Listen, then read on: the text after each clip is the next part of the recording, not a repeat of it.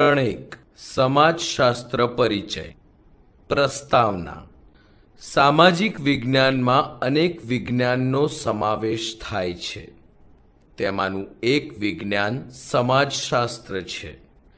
જ્યારે આપણે વિજ્ઞાન શબ્દ બોલીએ છીએ ત્યારે તેમાં બે પ્રકારના વિજ્ઞાનનો સમાવેશ થાય છે.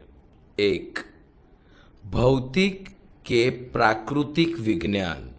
બે સામાજિક વિજ્ઞાન. ભૌતિક વિજ્ઞાનોમાં પદાર્થ વિજ્ઞાન, રસાયણ વિજ્ઞાન, ભૂસ્તરશાસ્ત્ર, અવકાશ વિજ્ઞાન વગેરેનો સમાવેશ થાય છે. જ્યારે સામાજિક વિજ્ઞાનોમાં સમાજશાસ્ત્ર, અર્થશાસ્ત્ર, માનસશાસ્ત્ર, રાજ્યશાસ્ત્ર વગેરેનો સમાવેશ થાય છે. અહીં એક સામાજિક વિજ્ઞાન તરીકે સમાજશાસ્ત્રનો અર્થ અને તેનું વિષય વસ્તુ સમજી તેના ઉદ્ભવ અને વિકાસની સાથે સમાજશાસ્ત્રની અન્ય શાખાઓ વિશે પરિચય મેળવીએ. સમાજશાસ્ત્રને અંગ્રેજીમાં સોશિયોલોજી કહે છે. સોશિયોલોજી શબ્દની વ્યુત્પત્તિ લેટિન ભાષાના શબ્દ સોશિયસ અને ગ્રીક ભાષાના લોગોસ શબ્દ પરથી થઈ છે. સમાજશાસ્ત્રમાં સોશિયસ લેટિન શબ્દને અંગ્રેજી શબ્દ સોશિયો એટલે કે સમાજ સાથે સંકળાયેલું અને લોગોસ ગ્રીક શબ્દને લોજી અંગ્રેજી શબ્દ એટલે કે નો અભ્યાસ નું જ્ઞાન વિજ્ઞાન આ રીતે દર્શાવવામાં આવે છે. આમ વ્યુત્પત્તિની દ્રષ્ટિએ એમ કહી શકાય કે સમાજશાસ્ત્ર એટલે સમાજ સાથે સંબંધિત હકીકતોનું વૈજ્ઞાનિક અધ્યયન. એક સામાજિક વિજ્ઞાન તરીકે સમાજશાસ્ત્રના અભ્યાસનું કેન્દ્રબિંદુ માનવીનું સમાજ જીવન છે. તે માનવીના સામાજિક સંબંધોના તાણાવાણાને સમજવાનો સમજાવવાનો પ્રયત્ન કરે છે. અને એટલે જ મેકાઈવર અને પેજ નામના સમાજશાસ્ત્રીઓના મત મુજબ સમાજશાસ્ત્રનું વિષય વસ્તુ સામાજિક સંબંધો અથવા સામાજિક સંબંધોનું ગુંફન છે, જેને આપણે સમાજ તરીકે ઓળખીએ છીએ. સમાજશાસ્ત્રની વ્યાખ્યા. કિમ્બોલ યંગ સમાજશાસ્ત્રની વ્યાખ્યા આપતા જણાવે છે કે સમાજશાસ્ત્ર સમૂહમાં માનવના વર્તનનો અભ્યાસ કરે છે.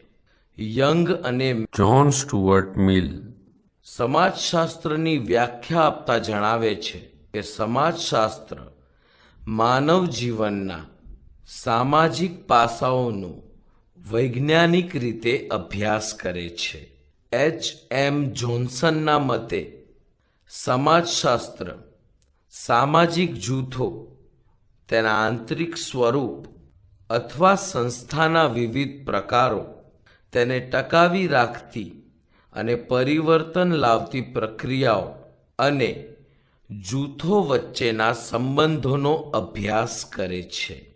વિદ્યુત જોશી પારિભાષિક કોષમાં સમાજશાસ્ત્રનો અર્થ સમજાવતા લખે છે કે સમાજશાસ્ત્ર માનવીય સામાજિક વ્યવહારનો વૈજ્ઞાનિક અભ્યાસ છે. વ્યક્તિગત અને સામૂહિક આંતરક્રિયાઓની પ્રક્રિયાઓ, સામાજિક સમૂહ કે સંગઠનના સ્વરૂપ, પ્રકારો, પારસ્પરિક સંબંધો તથા વ્યક્તિગત વ્યવહારો પર સામૂહિક વ્યવહારોની અસરનો તે અભ્યાસ કરે છે.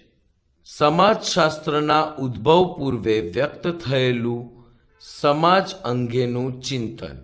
એક સામાજિક વિજ્ઞાન તરીકે સમાજશાસ્ત્રના ઉદ્ભવને હજુ પોણા 200 વર્ષ જ થયા છે. ત્યારે વિદ્યાર્થી મિત્રો, આપને એ સવાલ થતો હશે કે શું પોણા 200 વર્ષ પૂર્વે સમાજ અંગેનો કોઈ વ્યવસ્થિત અભ્યાસ થયો જ નહોતો? આ સવાલના જવાબ રૂપે એમ કહી શકાય કે સમાજના અભ્યાસની આ પરંપરા ગ્રીક ચિંતકો પ્લેટો ઈસવીસન પૂર્વે 427 થી 347 અને એરિસ્ટોટલ ઈસવીસન પૂર્વે 384 થી 322ના લખાણોથી શરૂ થઈ હતી.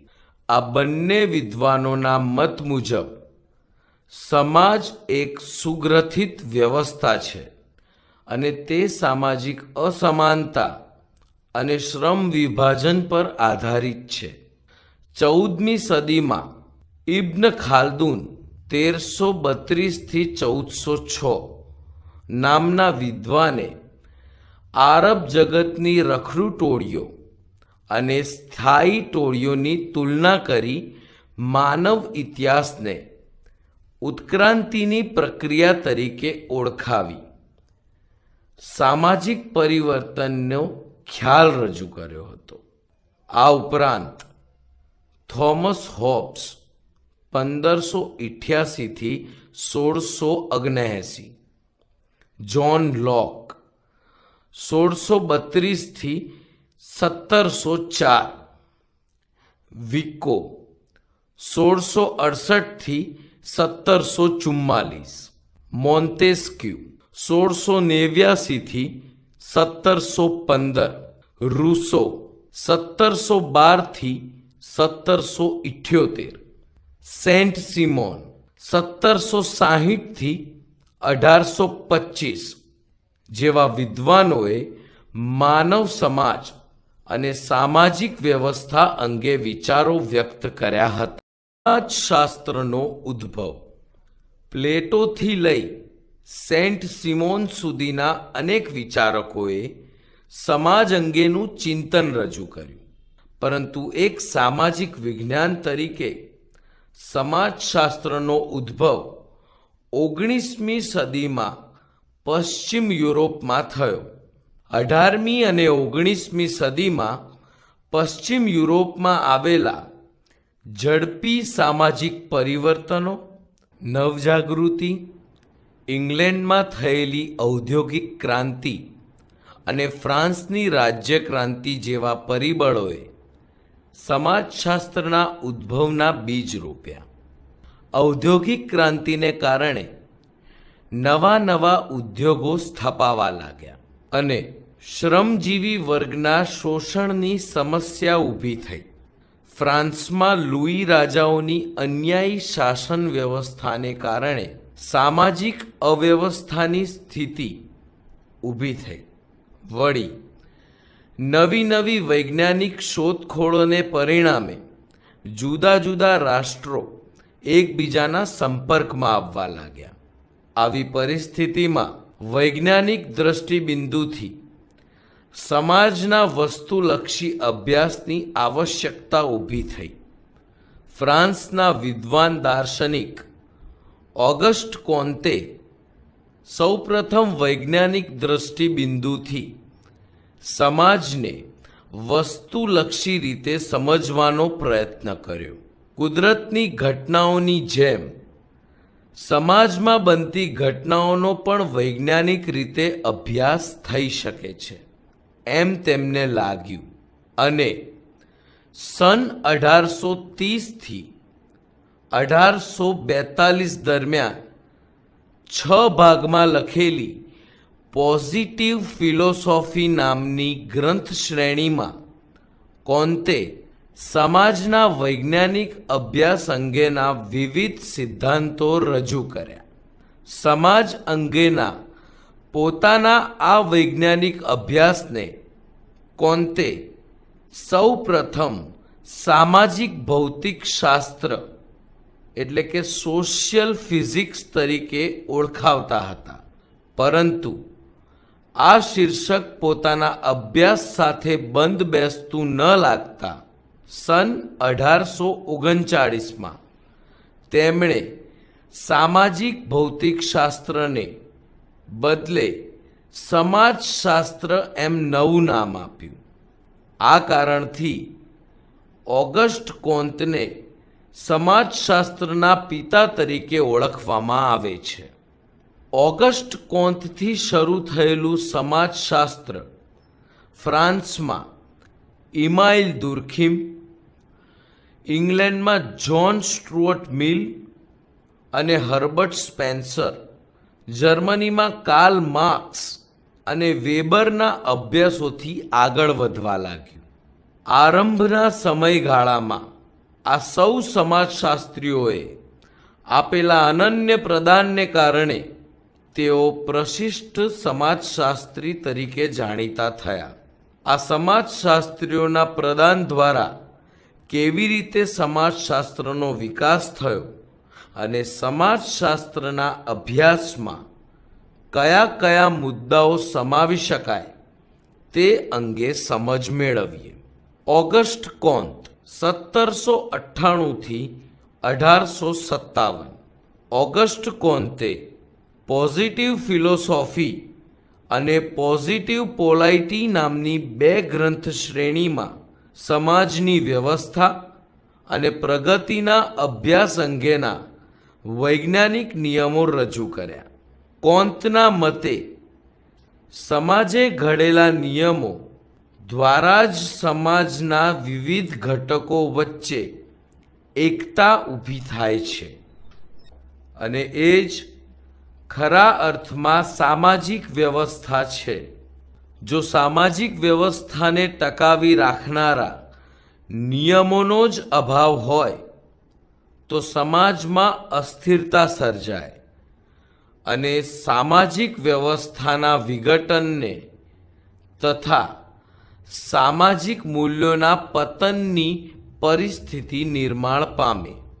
આમ કોન્ત સમજાવે છે કે સામાજિક વ્યવસ્થાના ભોગે સામાજિક પ્રગતિ થઈ શકે નહીં. સામાજિક વ્યવસ્થા અને સામાજિક પ્રગતિ બંને એકબીજા ઉપર આધારિત છે.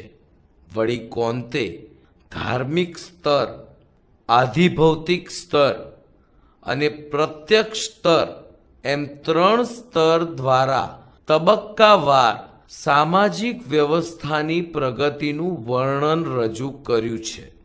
આ સમજૂતી દ્વારા કોન્તે સમાજશાસ્ત્રને સામાજિક વ્યવસ્થા અને સામાજિક પ્રગતિના સિદ્ધાંતો અને નિયમોનો અભ્યાસ કરનારા વિજ્ઞાન તરીકે ઓળખાવ્યું. સાથે સાથે કોન્ત નિરીક્ષણ, તુલના, પ્રાયોગિક અને ઐતિહાસિક પદ્ધતિના વિનિયોગ દ્વારા સમાજનો વૈજ્ઞાનિક અભ્યાસ કરવાની હિમાયત કરી અને સમાજમાં બનતી ઘટનાઓના કાર્યકરણ સંબંધને ચકાસવા ઉપર ભાર મૂક્યો. આ રીતે ઓગસ્ટ કોન્તથી સમાજના વૈજ્ઞાનિક અધ્યયનનો પ્રારંભ થયો. ઇમાઇલ દુર્ખીમ 1858થી 1917. ફ્રાન્સના વિદ્વાન ઇમાઇલ દુર્ખીમે સમાજના નક્કર વૈજ્ઞાનિક અભ્યાસ દ્વારા ઓગસ્ટ કોન્તે રોપેલા સમાજશાસ્ત્ર રૂપી બીજને અંકુરિત કરવાનું કાર્ય કર્યું. દુર્ખીમ માનતા હતા કે સમાજશાસ્ત્ર માત્ર સમાજનું પૃથ્થકરણ નથી કરતું, પરંતુ એથી વિશેષ તો તે સામાજિક જીવન જીવવાની કળા છે. સમાજશાસ્ત્ર કોઈ અગોચર વિશ્વનો નહીં, પરંતુ જીવંત વ્યક્તિઓના સમૂહનો અભ્યાસ કરતું હોવાથી દુર્ખીમને આ વિષયના અભ્યાસમાં વિશેષ રસ જાગૃત થયો. તેમનું ધ્યેય વ્યક્તિ અને સમૂહ વચ્ચેના સંબંધો શોધવાનું હતું. સમૂહની વ્યક્તિ પર શું અસર થાય છે તે તેમને ચકાસવું હતું અને તેથી જ તેમણે સામાજિક તથ્યનો અભ્યાસ કરવા પર ભાર મૂક્યો. દુર્ખીમના મતે સામાજિક તથ્યો સમૂહ જીવનમાંથી ઉદ્ભવે છે. આવા તથ્યો વ્યક્તિની બહાર છે અને વ્યક્તિને અમુક જ રીતે વર્તન કરવા માટે ફરજ પાડે છે. વળી આ તથ્યોનું વસ્તુલક્ષી રીતે પણ નિરીક્ષણ કરી શકાય છે. ઉદાહરણ તરીકે ભારતીય સમાજના સંદર્ભમાં આપણે રિવાજો, પરંપરાઓ વગેરેને સામાજિક તથ્ય તરીકે ઓળખાવી શકીએ. દુર્ખીમ જણાવે છે કે સામાજિક તથ્યોને વસ્તુઓ તરીકે જોવા જોઈએ જેથી તેનો અભ્યાસ બરાબર રીતે કરી શકાય. The rules of sociological method માં સામાજિક તથ્યોની સમજૂતી આપીને દુર્ખીમે સમાજશાસ્ત્રના પદ્ધતિશાસ્ત્રમાં મહત્વનું પ્રદાન આપ્યું છે. આ ઉપરાંત આત્મહત્યા, શ્રમ વિભાજન અને સામાજિક એકતા, ધર્મ, સામૂહિક પ્રતિનિધિત્વ જેવા સિદ્ધાંતો આપીને દુર્ખીમે સમાજશાસ્ત્રના વિકાસમાં મહત્વપૂર્ણ યોગદાન આપ્યું છે. હર્બર્ટ સ્પેન્સર 1820 થી 1903 19મી સદીના બ્રિટિશ સમાજશાસ્ત્રી હર્બર્ટ સ્પેન્સરે સન 1873માં ધ સ્ટડી ઓફ સોશિયોલોજી અને સન 1876માં ધ પ્રિન્સિપલ ઓફ સોશિયોલોજી જેવા પુસ્તકોમાં સમાજના વિકાસની પ્રક્રિયા સમજવા માટે સામાજિક ઉત્ક્રાંતિનો સિદ્ધાંત રજૂ કર્યો. સ્પેન્સરે સમાજની જીવંત દેહ સાથે તુલના કરી, સમાજને એક જીવંત પ્રાણી તરીકે વર્ણવ્યું. જેમ શરીર જુદા જુદા ભાગોનું બનેલું છે, એવી જ રીતે સમાજ પણ જુદા જુદા ભાગોનો બનેલો છે અને જો સમાજને જીવંત રાખવો હોય તો તેના આ ભાગોને સાથે મળીને કાર્ય કરવું પડશે. એ બાબત સ્પેન્સરે પોતાના સિદ્ધાંતમાં સ્પષ્ટ કરી. તેમના સિદ્ધાંતમાં પ્રાણીઓની માફક સમાજની પણ ઉત્ક્રાંતિ થાય છે એ બાબત સવિશેષ મહત્વની રહી હતી. વિશેષ ઉલ્લેખનીય છે કે ગુજરાતના ક્રાંતિવીર શ્યામજી કૃષ્ણ વર્મા પોતાના લંડન નિવાસ દરમિયાન હર્બર્ટ સ્પેન્સરના પ્રભાવ હેઠળ આવ્યા હતા અને સ્પેન્સરના અવસાન બાદ તેઓએ હર્બર્ટ સ્પેન્સર ઇન્ડિયન ફેલોશિપ પણ જાહેર કરી હતી.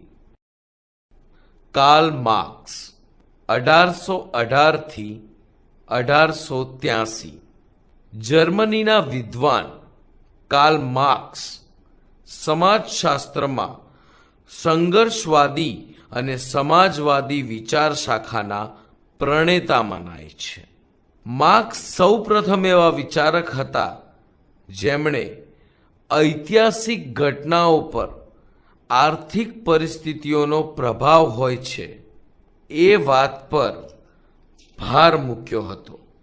તેમના મતે ઇતિહાસના જુદા જુદા તબક્કે ઉત્પાદનના સાધનોના આધારે સામાજિક વર્ગોની રચના થાય છે અને ઇતિહાસના પ્રત્યેક તબક્કે હંમેશા બે જ વર્ગોનું પ્રભુત્વ રહ્યું છે. આ બે વર્ગો એટલે માલિક વર્ગ અને શ્રમજીવી વર્ગ. માર્ક્સ કહે છે કે આ બંને વર્ગો વચ્ચે હંમેશા સંઘર્ષ ચાલ્યા જ કરે છે. વર્ગ સંઘર્ષની આ સતત ચાલતી પ્રક્રિયા અંગે તેઓ કોમ્યુનિસ્ટ મેનિફેસ્ટોમાં લખે છે કે માનવ સમાજનો આજ સુધીનો ઇતિહાસ વર્ગ સંઘર્ષનો ઇતિહાસ છે. માર્ક્સે વિશ્વભરના શ્રમજીવીઓને એક થઈ મૂડીવાદી સમાજ વ્યવસ્થા દૂર કરી વર્ગવિહીન સમાજ વ્યવસ્થા સ્થાપવાનું આહ્વાન કર્યું હતું.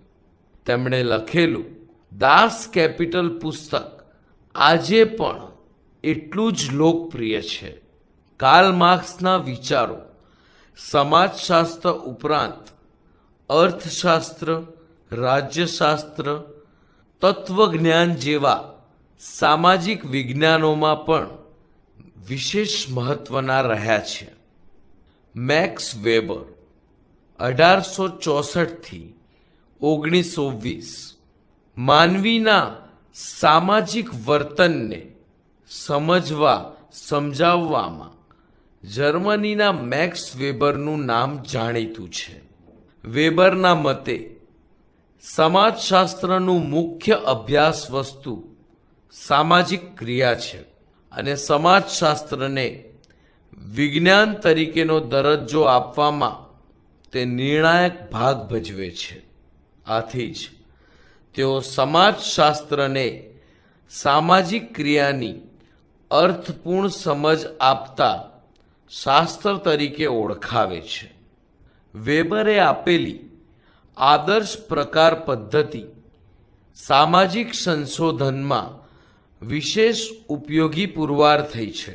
તો વિશ્વના જુદા જુદા ધર્મોના તુલનાત્મક અધ્યયનના આધારે વેબરે રજૂ કરેલો પ્રોટેસ્ટન્ટ ધર્મની આચારસંહિતા અને તેનો મૂડીવાદ અંગેનો અભ્યાસ તથા સત્તા, નોકરશાહી જેવા સમાજશાસ્ત્રીય અભ્યાસોએ સમાજશાસ્ત્રને વિકસાવવામાં વિશેષ યોગદાન આપ્યું છે. આમ ફ્રાન્સમાં ઓગસ્ટ કોન્ત દ્વારા રોપાયેલું સમાજશાસ્ત્ર રૂપી બીજ ધીમે ધીમે વટવૃક્ષ બનવા લાગ્યું.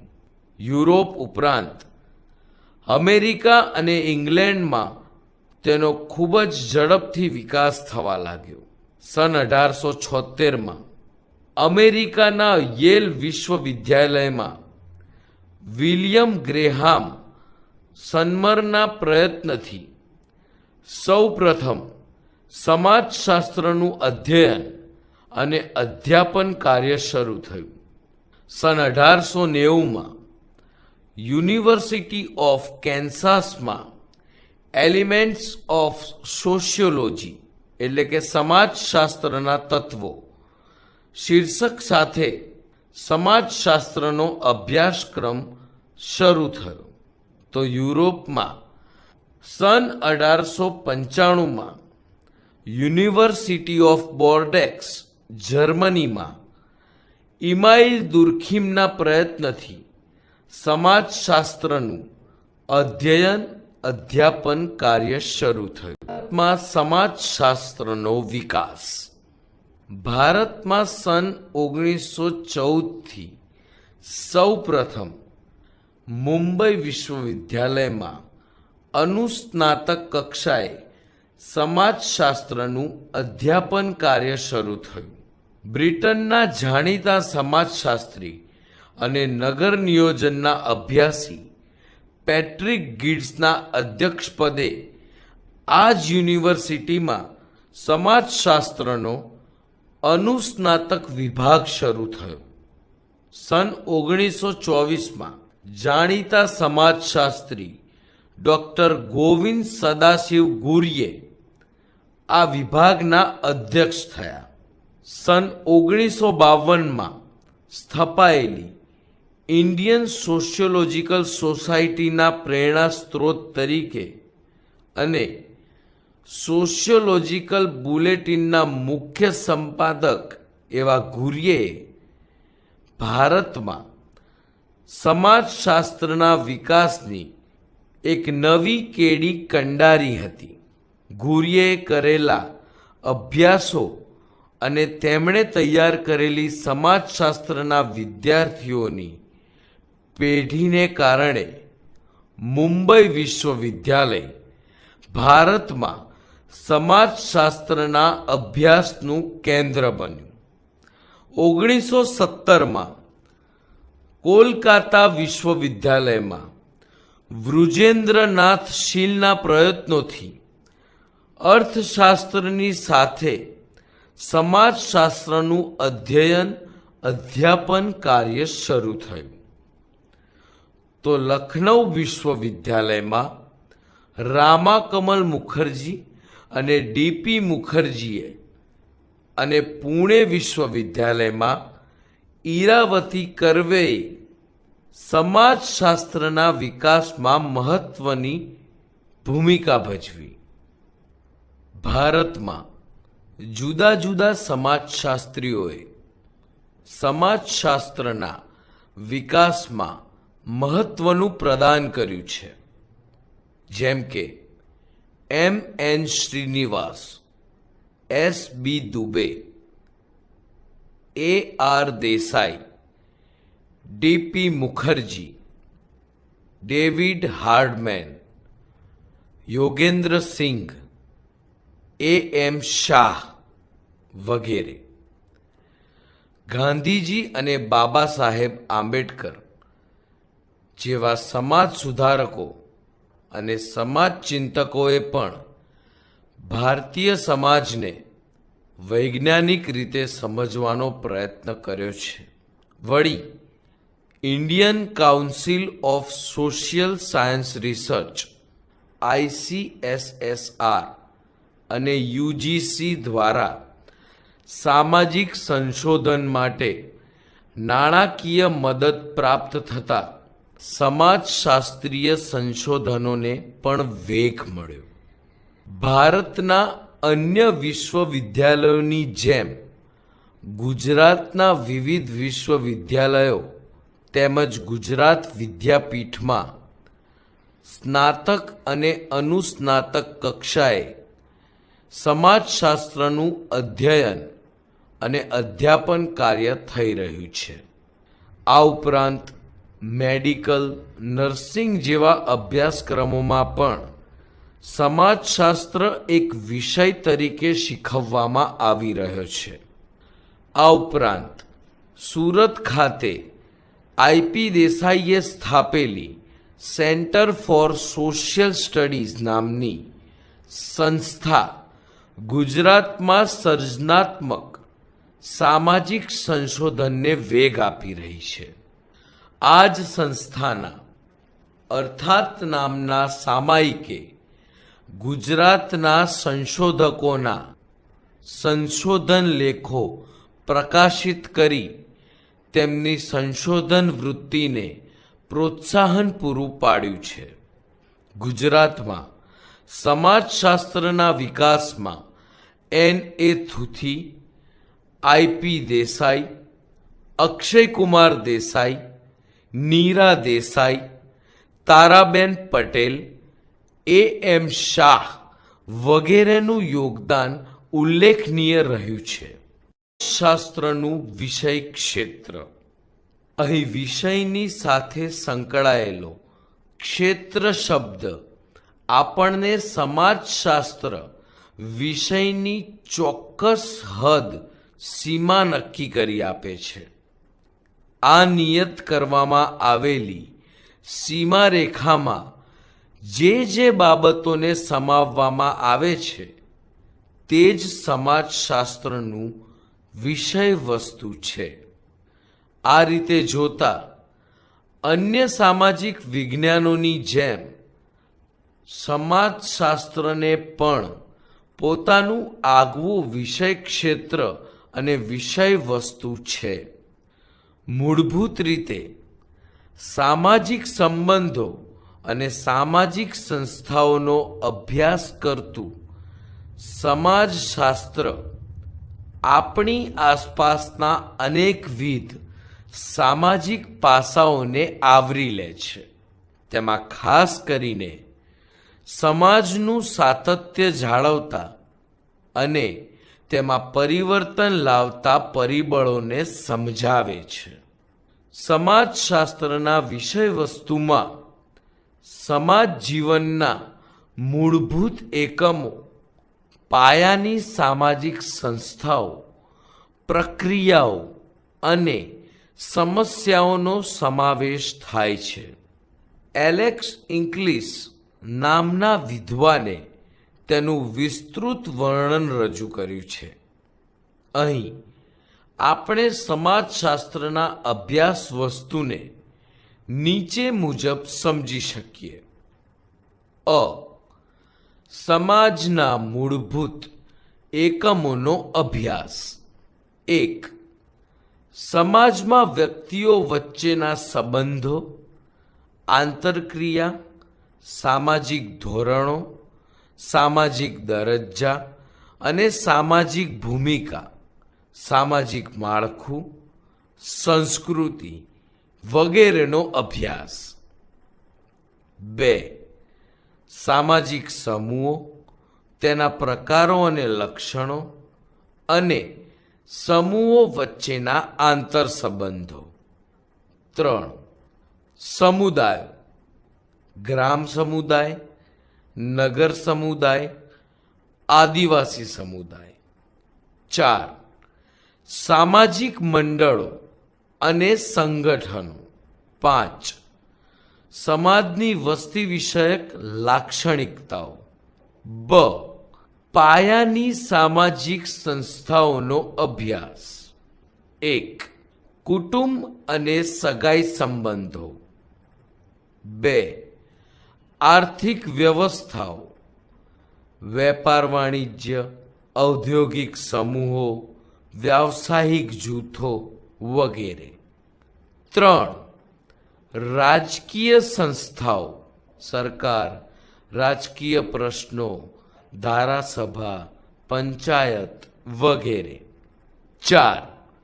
કાનૂની સંસ્થાઓ, બંધારણ, કાનૂન વ્યવસ્થા, કાનૂન અને સામાજિક પરિવર્તન. 5. ધાર્મિક સંસ્થાઓ, ધર્મો, સંપ્રદાયો, સાંપ્રદાયિક તણાવ. 6. જ્ઞાતિ વ્યવસ્થા, જ્ઞાતિનો ઉદ્ભવ, વિકાસ અને લાક્ષણિકતાઓ. 7. શિક્ષણ સંસ્થાઓ અને સામાજિક પરિવર્તનના સાધન તરીકે શિક્ષણનું મહત્વ. ક. પાયાની સામાજિક પ્રક્રિયાઓ. 1. સહકાર, સ્પર્ધા, સંઘર્ષ, અનુકૂલન અને આત્મસાતીકરણ જેવી પ્રક્રિયાઓ. 2. સમાજના સભ્યોને સમાજમાન્ય વર્તનો અને ધોરણો શીખવતી સામાજિકીકરણની પ્રક્રિયા. 3. સામાજિક વિચલન અને સામાજિક નિયંત્રણની પ્રક્રિયા. સમાજશાસ્ત્રનો અન્ય સામાજિક વિજ્ઞાનો સાથેનો સંબંધ. 1. સમાજશાસ્ત્ર અને માનવશાસ્ત્ર. માનવશાસ્ત્ર માનવીનો અભ્યાસ કરનારું વિજ્ઞાન છે, જ્યારે સમાજશાસ્ત્ર સમાજનો વૈજ્ઞાનિક અભ્યાસ કરે છે. માનવશાસ્ત્ર માનવીના આરંભથી લઈને સાંપ્રત જીવન સુધીના શારીરિક, સાંસ્કૃતિક અને પુરાતત્વીય પાસાને સમજવાનો પ્રયત્ન કરે છે. આ રીતે માનવશાસ્ત્રને 3 ભાગમાં વેચી શકાય. અ. શારીરિક માનવશાસ્ત્ર. બ. સાંસ્કૃતિક માનવશાસ્ત્ર. ક. પુરાતત્વીય માનવશાસ્ત્ર. શારીરિક માનવશાસ્ત્ર માનવીય શરીરની રચના, તેના જુદા જુદા શારીરિક લક્ષણો, માનવીની જુદી જુદી જાતિઓ અને આ જાતિઓ એકબીજાથી કઈ રીતે જુદી પડે છે તેનો અભ્યાસ કરે છે. સાંસ્કૃતિક માનવશાસ્ત્ર આદિમાનવના આચારો, રૂઢિઓ, જીવનશૈલી, તેની સામાજિક સંસ્થાઓ વગેરેનો અભ્યાસ કરે છે. જ્યારે પુરાતત્વીય માનવશાસ્ત્ર સંશોધન દરમિયાન પ્રાપ્ત થયેલા અવશેષોના આધારે પુરાતન સંસ્કૃતિના ઉદ્ભવ અને તેનો વિકાસનો અભ્યાસ કરે છે. એક રીતે જોઈએ તો માનવશાસ્ત્ર સમાજશાસ્ત્રના અભ્યાસની પૂર્વ તૈયારીનો તબક્કો છે. વળી માનવશાસ્ત્ર અને સમાજશાસ્ત્ર વચ્ચેની ભેદરેખા ખૂબ જ પાતળી છે. બંને પદ્ધતિશાસ્ત્ર અને દ્રષ્ટિકોણમાં તફાવત હોવા છતાં આ બંને વિજ્ઞાનો પરસ્પરાવલંબી છે. માનવશાસ્ત્ર શારીરિક લક્ષણો અને સંસ્કૃતિને સમજવાનો પ્રયત્ન કરે છે, જ્યારે સમાજશાસ્ત્રના અભ્યાસનું કેન્દ્રબિંદુ માનવ સમાજ અને સામાજિક સંબંધો છે. આમ જો માનવ સમાજ અને સામાજિક સંબંધોને સમજવા હોય તો સંસ્કૃતિની સમજ મેળવવી આવશ્યક છે. આથી માનવશાસ્ત્રના અભ્યાસ વિના સમાજશાસ્ત્રનો અભ્યાસ અધૂરો છે. 2. સમાજશાસ્ત્ર અને મનોવિજ્ઞાન.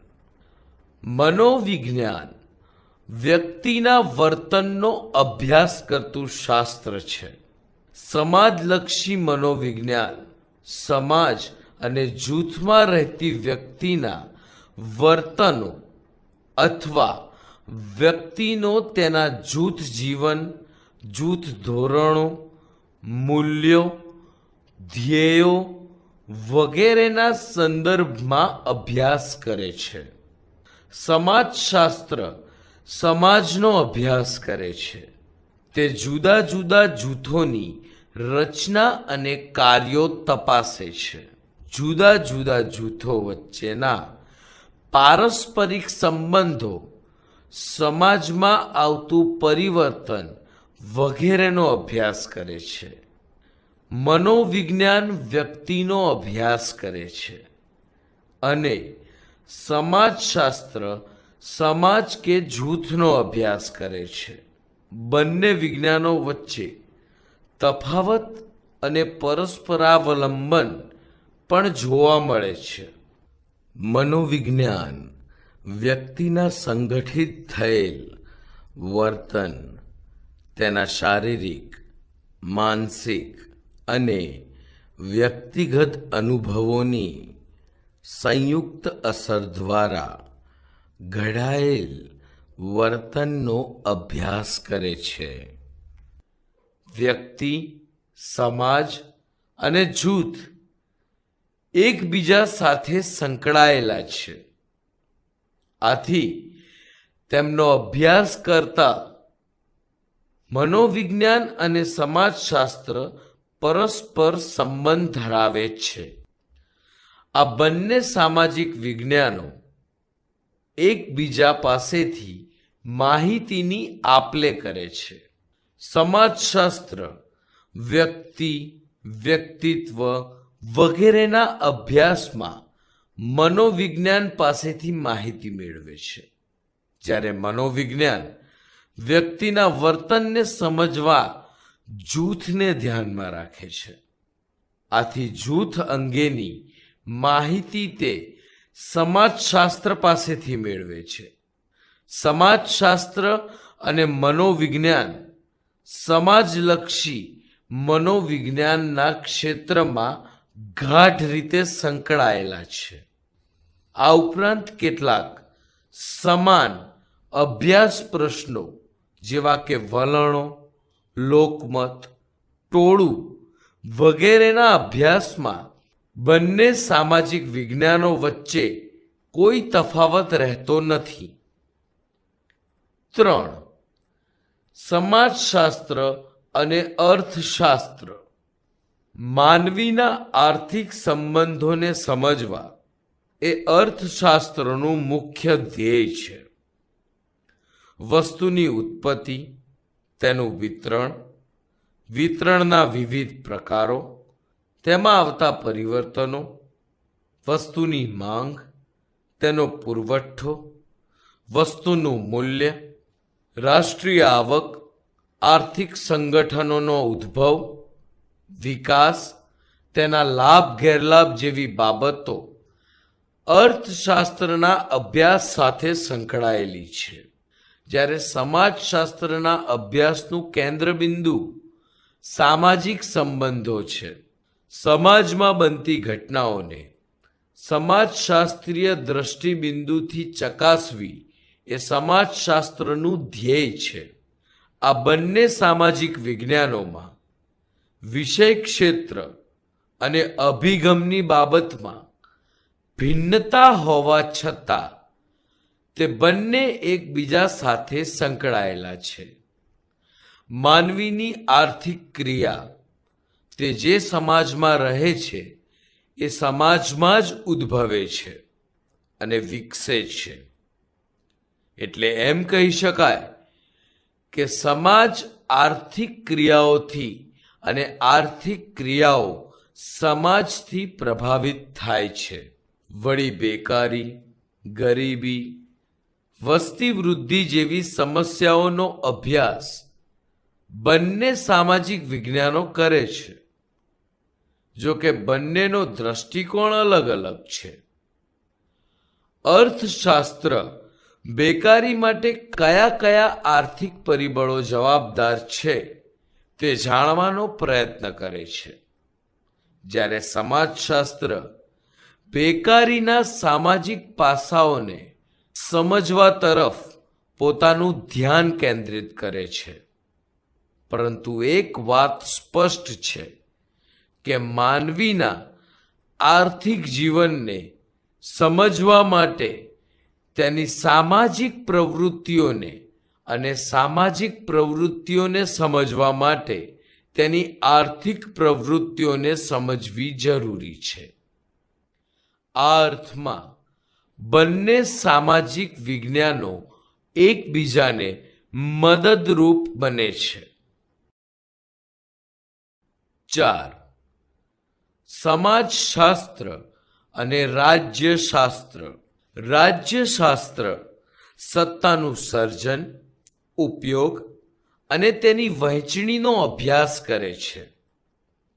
સત્તાના સર્જન અને અમલીકરણ સાથે સંબંધ ધરાવતી વ્યક્તિના વર્તન અને સંસ્થા રાજ્યશાસ્ત્રના અભ્યાસમાં કેન્દ્ર સ્થાને છે. હવે સમાજશાસ્ત્રમાં રાજકીય સમાજશાસ્ત્રનો એક વિશિષ્ટ શાખા તરીકે ઉદ્ભવ થયો છે. આથી રાજકીય સમાજશાસ્ત્રી તેમજ રાજ્યશાસ્ત્રીઓ મતદાન વર્તન, રાજકીય વલણો, રાજકીય પક્ષના રચનાતંત્રો, રાજકીય વ્યવસ્થા દ્વારા હાંસલ કરવામાં આવતી ગતિશીલતા, સામાજિક અને રાજકીય આંદોલનો તેમજ અમલદારશાહી જેવા સમાન મુદ્દાઓ પર અભ્યાસ કરતા થયા છે. રાજ્યશાસ્ત્ર પોતાના સિદ્ધાંતો માટે સમાજશાસ્ત્ર પર આધાર રાખે છે. દાખલા તરીકે મેક્સ વેબરના નોકરશાહીના ખ્યાલનો ઉપયોગ આધુનિક રાજ્ય વ્યવસ્થા અને મૂડીવાદને સમજવા માટે કરવામાં આવે છે. વળી જ્ઞાતિ અને ધર્મના વર્તમાન રાજકારણના મહત્વને સ્પષ્ટ કરવા માટે સમાજશાસ્ત્રીય સમજ હોવી અનિવાર્ય બને છે. સમાજશાસ્ત્રની શાખાઓ. સમાજશાસ્ત્રનું કાર્યક્ષેત્ર અત્યંત વ્યાપક છે. આથી જ સમાજશાસ્ત્રની અનેક શાખાઓ વિકસી છે. આ શાખાઓની વિશેષતા એ છે કે પ્રત્યેક શાખા સમાજશાસ્ત્રીય દ્રષ્ટિબિંદુથી સમાજના જે તે ક્ષેત્રનો અભ્યાસ કરે છે. આ અર્થમાં પ્રત્યેક શાખા પાસે સમાજના જે તે પાસાનું વિશિષ્ટ જ્ઞાન છે. એક અંદાજ મુજબ સમાજશાસ્ત્રની 50થી વધુ શાખાઓ છે.